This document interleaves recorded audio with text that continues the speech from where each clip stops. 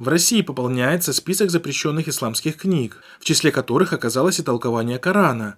Так, 26 января Самарский областной суд оставил без изменения решение Красноглинского районного суда города Самары от 18 августа 2020 года по делу о признании экстремистскими материалами следующее издание. Комментарий к Великому Корану.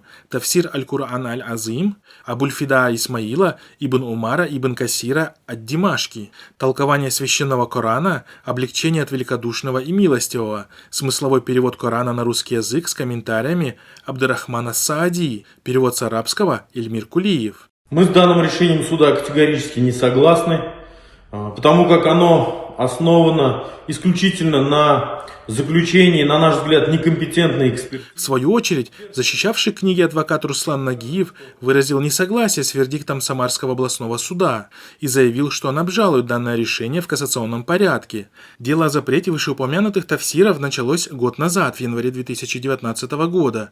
Стоит отметить, что попавший под запрет тафсир Ибн Касира считается известным богословским трудом, признаваемым всеми исламскими учеными в качестве авторитетного источника по изучению священного писания мусульман. Я думаю, что это связано с общей политической культурой нашего чиновничества, которое относится к исламу предвзято. И при малейшем случае пытается всячески оказать давление юридическое, политическое, информационное, в конце концов. И здесь то же самое, потому что, по сути говоря, все знают, что такое Коран, значит, его тафсиры неоднократно проверяются, да. Напомним, что в сентябре 2013 года Октябрьский районный суд Новороссийска удовлетворил иск транспортной прокуратуры города о запрете самого распространенного перевода смыслов Корана за авторством Эльмира Кулиева.